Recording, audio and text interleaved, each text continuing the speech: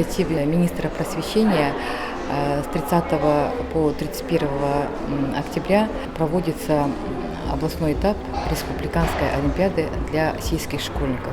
Цель олимпиады – это создание оптимальных условий для участников сельских школ, поддержка одаренных, талантливых детей.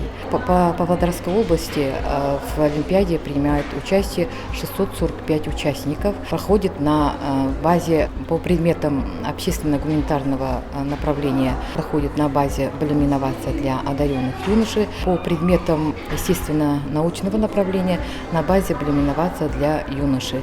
И для школьников Баянаульского района проходит на базе школы имени Акашева.